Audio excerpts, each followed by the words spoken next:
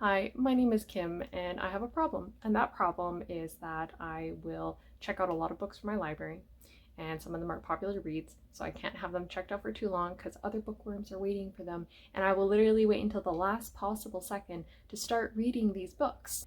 All of these books are due with either in the next 5 days or 2 weeks. My library's already emailing me, notifying me, being like, you need to start returning these pretty soon, or just so you know, these are due right around the corner. So I want to be a good bookworm to my fellow bookworms and be able to read these within a timely fashion. So I did peruse Everand, which I had started a subscription with Everand for audiobooks just to see what was available on there. And Everyone is Watching by Heather Gundenkoff is available in audio format, and I started listening to it in audio and really enjoyed it. I'm liking it so far. I'm kind of in the trenches of what is going on. It's really interesting. But this vlog, I want to focus on the physical books that I want to return. And so I'm going to keep these and keep this book until, I don't know, maybe the end of this weekend. I am supposed to go camping this weekend, so I'll bring this with me if I feel like jumping back into this story. So yeah, there's that. But the two books that I'm really gravitated towards for this vlog is While We Were Burning by Sara Koffi, which is a thriller, and Just for the Summer by Abby Jimenez. Specifically this one because, like I mentioned, I'm going to be going camping this weekend with my partner, and I feel like a romance and just having no cell reception in the woods and just hanging out with my partner and just being with the bugs in the trees. I feel like a romance is the perfect thing, you know? And this thriller is just what I'm gravitating towards. I'm really intrigued by the synopsis. It seems like it's going to be a domestic thriller. So I'm going to start with this one this week and we'll just kind of see how it goes. So within this one, we follow two women based on the synopsis, Elizabeth and Brianna. Elizabeth is picture perfect life in the suburbs of Memphis, and her friend passed away recently. She's kind of becoming fixated on that friend's death. She hires Brianna to be a personal assistant for her, but Brianna, it seems based on the synopsis, has ulterior motives for wanting to become Elizabeth's personal assistant. There's a lot of S's in this sentence. And essentially, Brianna's young black son was killed one day. Someone called the cops on her son, and it was somebody within Elizabeth's social circle, I believe it was. Yeah, someone in Elizabeth's neighborhood called the cops on him that day. Who took that first step that stole her child away from her? And the only way she's ever going to be able to find out is to entwine herself deep into Elizabeth's life, where the answers to her questions lie. So it sounds like these two women become really close throughout the story, and yeah, both of them kind of get their answers to why they're both interested in one, Elizabeth's friend's death, and then two, Brianna's son's death too. So we're gonna see. I'm very interested in this. I have never read from this author before. I think this is actually a debut, if I'm not mistaken. Yes, it is a debut novel for her. So I'm going to get started on While We Were Burning, and I will provide an update once I have something notable to say about this. Hello, it has been some days later, but I am about halfway through While We Were Burning from Sara Koffi, and I have a couple of updates.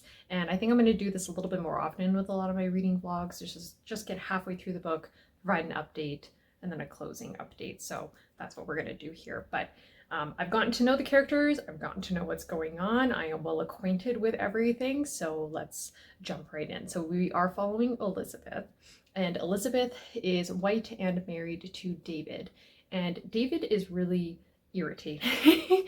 He finishes every single sentence when talking with Elizabeth with baby. Are you hungry, baby? Oh, I'm so sorry, baby. Do you need anything, baby? That's probably not the best choice, baby. If you're irritated by hearing me talk like that, that's exactly how this character is. And I think the intention with that is so he comes across as attentive, but that is just not the way that it is reading to me. It's just we get it. Her pet name is baby. And then we have Brianna, and she is black, and she becomes Elizabeth's assistant because Elizabeth's friend, basically within the first couple of chapters, dies, and Elizabeth just goes into this unraveled state. She's really beside herself, which is also interesting because my impression was that she wasn't very close with this friend. the way she kind of like talked about her or thought about this friend, it just kind of seemed like she felt very neutral about it, like she was a mere acquaintance, or like an irritant in her life. And so anyways, Elizabeth is all cut up about this apparently, so she hires Brianna to be her assistant. We get excerpts from like an earlier timeline, and in that timeline, Brianna obtains details about the 911 call that was placed to the police about her son and triggered this whole event in her life, and killed her son. And so she's gotten details about that. And so now it's become a lot more clear. And I have suspicions about who's done what and what's been going on, but we'll just figure it out. I'm enjoying the first half. I'm enjoying it so far. The characters are feeling fine to me. They're feeling very arm's length away, kind of one-dimensional a little bit, but there are, you know, things that I'm intrigued about within this that I do want to figure out, and I have my own theories going on. Essentially, for the rest of the week, we are prepping for camping, and I'm going camping within a few days here, so hopefully I can finish this by then, and then I can start just for the summer while I'm camping with my partner. So the next time I provide an update will be once I have finished while we were burning. Come here. Come here. Oh, okay. All kinds of, oh, big stretch. I'm done. I finished. And I don't really know what that second half was, but I'm not overly pleased with this book. The first half I feel like had a lot of potential, and going into the second half, we were getting a lot of complexity of Brianna and Elizabeth's friendship, or budding friendship, or relationship with one another, and working relationship with one another. And it was adding to the overall mystery of everything going on. But literally every character except for Brianna became, and I guess Elizabeth's annoying husband, David, he was just very consistently annoying throughout the whole story. Everybody except Brianna became this just like extreme caricature of themselves, where their emotional reactions were so extreme to everything that it just felt like those like daytime television movies. I don't know what they're called, like Lifetime movies. I will say, oh, I will also mention actually that there was like a romance aspect in this from the second half that I really didn't care for at all. I felt very neutral about it. I was happy for the character who had that romance because it was like something that they needed in the moment. So I'll talk about the things I liked about this. It was extremely fast paced. I powered through this, I think, in like 3 or 4 days here.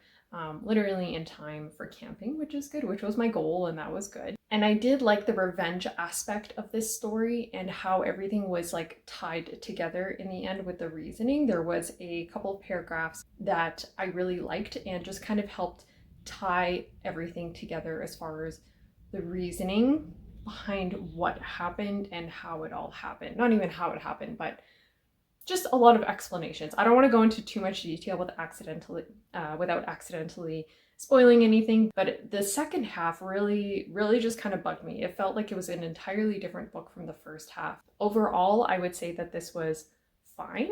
It's certainly not a 3 or higher for me. The second half really deterred my rating from going above a 3 for the most part. And I don't know if anybody else feels this way, but ratings below 3 stars, I don't really quite know how to navigate necessarily, because I know what a 3-star rating is and feels like. 4 and 5, like I know exactly. Sometimes when I finish a book and place a rating in there, I feel confident in it and like, this feels like a 4 or whatever, right? I wouldn't say this is a 1 star. I would not go that far because it did keep my attention the entire time, despite the second half kind of going off the rails a bit, and there's aspects of it that I didn't love. And then the final few chapters where everything just kind of makes sense, I did like how that was delivered. But was this something that I'm probably going to remember next year? I don't really know. So I'm thinking I'm going to land on like 2.25 just because there were a few redeeming qualities, but overall didn't love my reading experience with this book. Would I pick up more from Sara Koffi? For sure, because this is a debut, so I look forward to seeing how her other novels are written and just how she does thrillers moving forward. So that is that. I am moving on to Just for the Summer by Abby Jimenez now. We leave for camping like right away, so I don't think I'm going to start that today necessarily because I got things to do, but I will start it when I get there. I feel like that'll be just a nice relaxing thing to do once we finish our long car ride to get there and everything. I will go over the synopsis of it. The book is in some other room in my home. We follow Emma and Justin. They both have this like curse placed on them where people that they date, once they finish their relationship with them, that person that they dated goes on to find the one, the person that they're going to marry, the person that they're meant to be with. They find each other and they're like, hey, why don't we date each other? All in an attempt to break the curse. And they both have complexities going on in their own lives, which is not surprising. It's an Abby Jimenez book. Her characters typically have really complex things going on, dealing with trauma and things like that. So I really look forward to jumping back into an Abby Jimenez book, and we'll see how this goes. But I will probably provide an update when I'm done camping or get back from camping. So yeah, I will tune in then.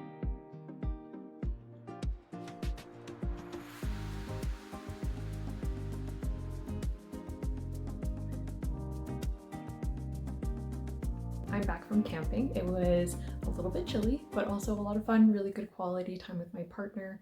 I came back, got my hair trimmed and my color done, and I'm feeling very refreshed, disconnected for a bit, got some reading done, and just enjoyed my time in nature. And now I'm ready to provide some updates on Just for the Summer by Abby Jimenez, because I am exactly like halfway through this book. This is also a very chunky book. It is 400 pages, which didn't intimidate me when I picked it up because all I thought was, I'm ready for some character depth. Abby Jimenez is a master at that with romances, and so I was just ready to jump in, meet some new characters, get to know them, get to know what their issues are, and just dive in, and that's exactly what I've gotten so far. So essentially, Emma and Justin both have this curse on them, like I mentioned earlier, and Justin posts on Reddit some post about his friend Brad, who, it was like an am I the asshole post. And so anyways, him and Emma connect on there, and they both find out that they suffer from the same curse. And so he tries to convince Emma to come to Minnesota where he lives because she's a travel nurse. And so he's like, we should meet up if given the chance and date each other for a bit and then, you know, depart afterwards and we'll cancel out this curse. Emma and her friend Maddie go to Minnesota for like 4 weeks or 6 weeks, hence Just for the Summer. And she tells Justin when she arrives there. And so then they set out some plans. They say, okay, we need exactly 1 date a week. You need to kiss me. You need to text me every single day. Like very methodical in how they're going about this. And obviously, as they're getting to know one another, we're getting to know each of them individually and their own issues. So Emma's mom is very toxic. Well, the word that's in the synopsis is toxic, but Emma's mom growing up around her would kind of just leave her at home for days at a time. She'd leave her like $20 and say like, I'll be back in 3 days, and then she won't come back for like 2 weeks. And so just generally very emotionally, physically, mentally neglectful of her. Whereas Justin's mom is in a situation where he's going to be taking custody of all of his siblings quite soon. And he lives on his own, he's very independent, so his world is about to be turned upside down as well. And so they're getting to know each other and each other's situations. And Justin is very much wanting to be involved in Emma's world and wanting to be involved in Emma's life and everything that's going on and support her, whereas Emma's very much keeping Justin at arm's length. She doesn't really want to let him in too much because she's keeping in the back of her mind that this is all just temporary. Emma's toxic mother re-enters Emma's life. So essentially the place that they're renting in Minnesota is this wealthy man's kind of like cabin across the lake from his mansion. And so Emma's mom ends up meeting Neil, who is the wealthy man, because she had let her mom know, here's my mailing address in case you need anything. And Emma's mom just comes by and wants to see her and everything. So anyways, Emma's mom and this wealthy man kind of like have a bit of a moment together, and she's sticking around also for the summer. But again, just very much like not really wanting to be involved in Emma's life. It's a little bit difficult to read about just a mother who is showing like a complete disinterest in her daughter and her daughter's life and like what's going on in her world. And I want to figure out Emma because she is interesting. Like I said, like she's keeping Justin at an arm's length. The only person that she's super close with is Maddie, who is her best friend, and they both are travel nurses and they go wherever together. Maddie is extremely protective of Emma to the point where maybe she probably shouldn't say certain comments that she continuously makes, especially when it comes to Emma's mom. She has her opinions about Emma's mom. She's not shy about it because her and Emma have known each other since they were kids. So they're basically sisters, not only best friends. And really, you know, you can tell in the story that Emma is rubbed the wrong way by Maddie's comments sometimes. So it's kind of like, maybe Maddie shouldn't have said those things. So she's got a bit of an interesting dynamic with her friend there. And because of the way that Emma grew up with her mom and her mom being just flat out neglectful of her at times, she's very emotionally, mentally mature. Like she grew up really fast. She had to start looking after herself when her mom would just take off for however long. And it's kind of resulted in her making very interesting comments to people who try to confide in her about certain things. So for example, this isn't a spoiler, but Justin was just telling her about someone who's passed away in his life and he still has trouble like thinking about it, talking about it. She thinks it's a good time to say, and they've also are only just getting to know one another. And, you know, different people respond to different things. And because of her, you know, being very emotionally mature, she says like, oh, maybe that person died because, you know, when people wish that they could take the pain away from the people that they love, that's just, you know, them being held accountable to their promise or what they wanted, right? So it's like, if I saw my partner in pain, I said, oh, I wish I could take his place. And then that actually happens. Like that was what she was saying to Justin, even though they have only just kind of met. And I was like, that's very interesting. I feel like if I was telling my friend that I was having difficulty, like still in the grieving process of certain things, like, and they said that to me, I'd be like, I'm not going to tell you things anymore. I don't know. It was very empathetic and very mature outlook on it, but it was like, is that really what that person wanted to hear in the moment? Even though Justin's response to it was positive. He was like, oh, that's a really good way of looking at it. And that's generally his response to Emma when she kind of does those things, is he just is kind of like, oh, that's a very unique way of looking at it, and he's appreciative of it. I will say that Justin is so funny. I love his sense of humor. I find that I'm giggling so much throughout this. I'm really enjoying it. I want to see both of them get their happy ending, but Justin is a much more fleshed out character at this point. Not only is Emma keeping Justin at arm's length, but she's also keeping kind of like, it feels like me as the reader at arm's length. And obviously I should mention that given Emma talking about her mom and the way she grew up is very much kind of a heavy focus of who she is now as a person. There's a lot of conversations around trauma and the impact trauma can have on someone mentally and emotionally, and it affects their behaviors and it affects the way that they go about life, and it really changes a person and sometimes causes people to do things that they would not normally do. So I really appreciate those conversations too. The page count is not intimidating me. It doesn't feel like a 400-page book. It does not feel like I have read 200 pages, which is good. So I look forward to just kind of progressing through this and seeing them finally kiss, because 200 pages in and they have not kissed yet. My goodness. There's been 4 head kisses though. Hi, hello. It has been some days, but I am happy to report that I have finished Just for the Summer by Abby Jimenez. I am going to go out there and say it. I think that this is Abby Jimenez at the top of her game. For me, my favorite book previous to this one was Life's Too Short. I think this beats out that one. This makes me want to go out and buy all 3 books of the Part of Your World series. This is the 3rd book in it, and just reread all of them. This book being 400 pages, I picked this up and I was like, it's an Abby Jimenez. I'm gonna get some good character complexity, really fleshed out issues, problems going on, and that's exactly what I got. Building complex characters with very adult issues going on, and how those adult issues and complexities impact and influence their relationships in the books. She's the queen at it. I think I'm going to give this 5 stars. I don't want to be too like reactive with my rating just because I finished it literally yesterday and I was like, oh, I love this so much. But I do feel it is a 5-star, and I almost never give romances a 5-star. There's always something about them that just isn't quite like you know, 5-star for me, but this for sure I think is going to be it. At the core of this book, it is trauma and how trauma impacts people's behaviors and how they carry themselves in certain situations, relationships, and how they respond to certain scenarios. You could tell that Abby Jimenez did her research before writing about these things, and that she just went about it in just a very thoughtful and thorough manner. I mean, let me know your thoughts if you've read it and you have a different opinion. That's okay too. I really enjoyed it and felt that it was so well done. I know in my previous update I mentioned that I just wanted to get to know Emma because I felt like she was keeping the reader at arm's length, that she was keeping everybody else in the book at arm's length, including Justin, who she just has this massive crush on. And I'm happy to say that I did figure Emma out in the end of it, and that is a huge portion of the end of this book. It's just very focused on Emma and her situation and her mom and all of that. Will everybody like the way that Emma's situation has ended?